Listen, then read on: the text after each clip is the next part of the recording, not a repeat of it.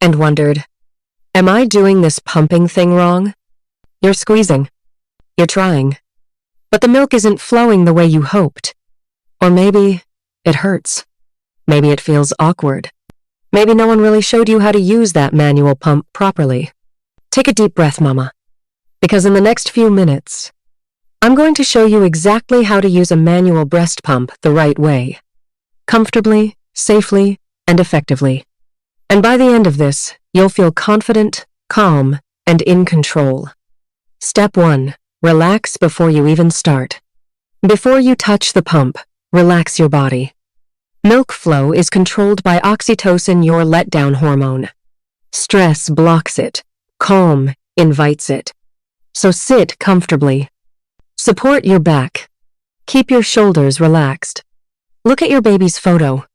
Or think about their sweet little face.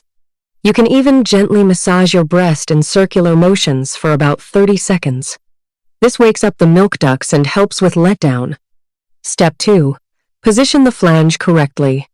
This is where many moms make a small mistake. Place the flange, that cone-shaped part, directly over your nipple. Your nipple should sit centered inside the tunnel, not rubbing the sides, not pulling unevenly. If it's off-center, you may feel pain or get less milk. A proper fit feels snug, but not tight. If you feel pinching, adjust immediately. Comfort equals better milk flow. Step 3. Start with gentle, quick pumps. Now here's something most moms don't realize. You don't start with deep, hard squeezes. Instead, begin with quick, light pumps. Short squeezes. Fast rhythm. Why? Because this mimics how your baby starts feeding. Quick stimulation before deeper sucking. Do this for about 30-60 seconds. Soon, you may feel a tingling sensation. That's your letdown reflex. And that's when the magic begins. Step 4. Switch to slow, deep pumps. Once milk starts flowing, switch to slower, deeper squeezes. Fully press the handle. Then release slowly. Think steady, calm, rhythmic. Not rushed. Manual pumping is not about force. It's about rhythm. You may see milk drip at first, then spray, then flow steadily. That's perfectly normal. Keep breathing slowly. Relax your jaw and shoulders.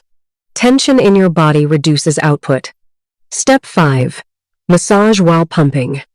Here's a pro tip many lactation consultants recommend. While pumping with one hand, use your other hand to gently massage your breast. Light pressure. Move toward the nipple. This helps empty milk ducts more completely. More emptying equals more supply over time.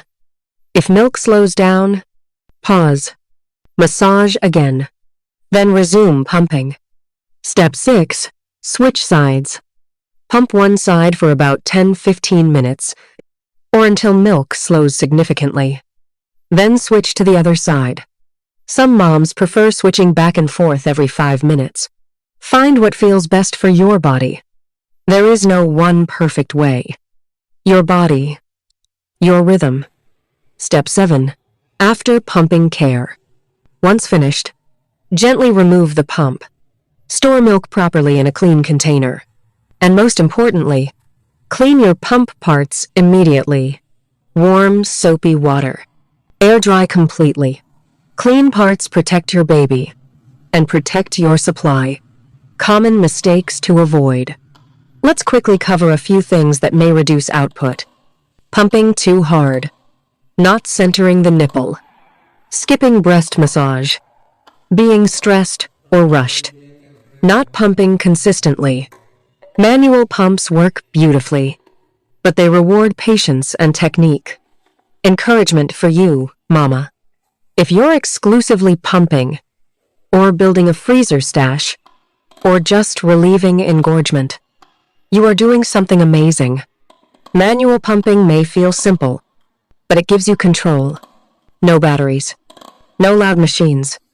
Just you. And your body. And sometimes that quiet control is exactly what a tired mom needs. Final reassurance. So the next time you sit down to pump, remember, gentle start. Find your rhythm. Relax your body. Trust the process. Your body was designed for this, and you're doing better than you think. If this helped you feel more confident, keep learning, keep growing, and keep showing